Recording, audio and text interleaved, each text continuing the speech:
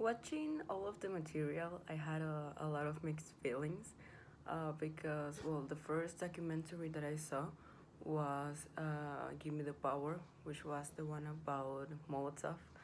And in a sense, it made me feel kind of hopeful, honestly, as a young person, because if bands like Molotov existed in the 90s and were able to serve as a way of protesting against the government and everything wrong that is going on in the society.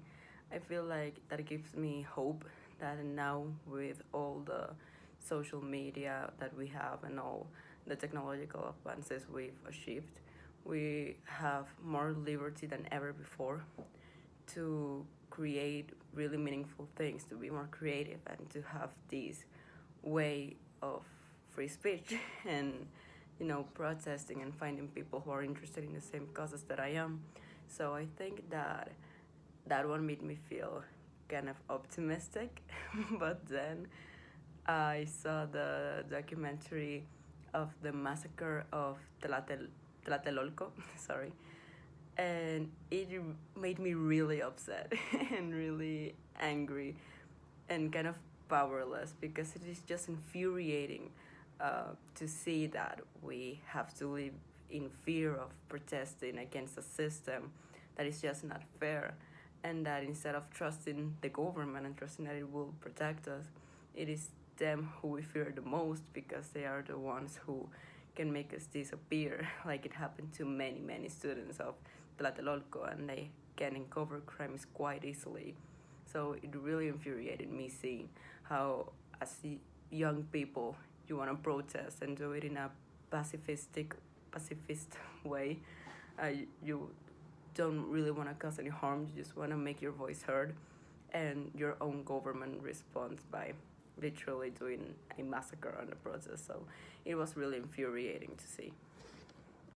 If I have to choose a thread that was expressed in both the documentaries I saw, I think that it would definitely be the government, because even though both documentaries were addressed in very different directions, they both parted from the same idea that we have to rebel and manifest against all the injustices that the government commits, and how the government keeps us oppressed because they only want to do what is best for them, for the group of people that is in power, even if their best interest can cause harm to the general public and society. So I'm not gonna say that every little thing that the government nowadays especially does is bad, but it definitely keeps you thinking a lot about what the governments do, how they act, and especially in those times, how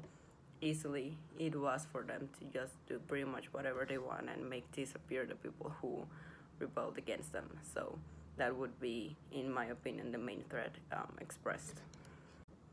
Something that I did not know about in general was about the massacre of Tlatelolco. I am not Mexican, I am from the Dominican Republic, and I have never heard of this before. And for me, it was really interesting to see, first of all, what it was and why it happened and how it happened and everything that it represented.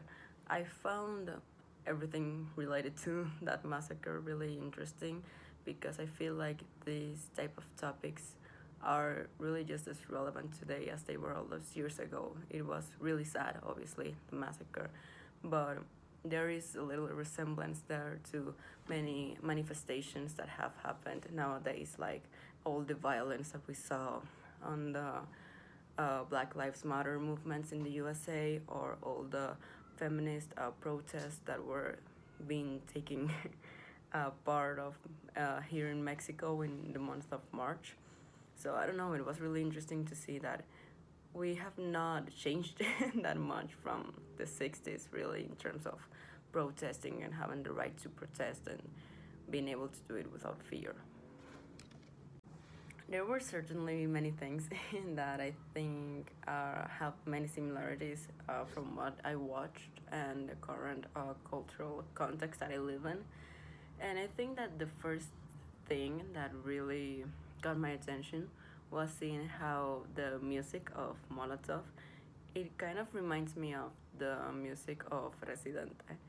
And I know that the genre of reggaeton generally is looked down upon, but specifically this artist Residente, he makes a lot of all of his music pretty much is about protesting and expressing his mind and creating awareness of social problems we should be more concerned of. He talks about a lot of he talks a lot about I'm sorry, the political climate of his native country of Puerto Rico. But even aside from that, he really discusses in his music a lot of issues that are universal to all Latin American countries, such as racism, of being proud of our roots, to a lot of things that are going on in the political climate. And I don't know, I found many similarities there, which I thought was cool in what these both artists, both Molotov and Residente, try to do with their music and the mission they have with the art they produce. And now, in taking a little bit more of a dark turn, the massacre of Tlatelolco reminded me a little of the case of the 43 missing students from Iguala, which was really recent. That was in 2014, and I just saw so many similarities. How there were students trying to protest in a pacific way, and how the government didn't like that, and they disappeared a lot of people who then everyone found out that were actually murdered. And I know there are still a lot of information that is being discussed and discovered about the case of the students of Iguala. But I think it's kind of impossible not to see the parallels and the patterns in both cases. And it is really sad, as I stated before, to see how all these years later we are still pretty much the same in these terms, in the our right to protest and manifest and speak our minds freely. We have not changed that much from the 60s, and it is really, really sad. And just cases like this that are as recent as 2014, the fact that they have so many similarities with this, with that massacre, is really hard to see. But yeah, those were, I think, the two things that I found most similar in the current context of today.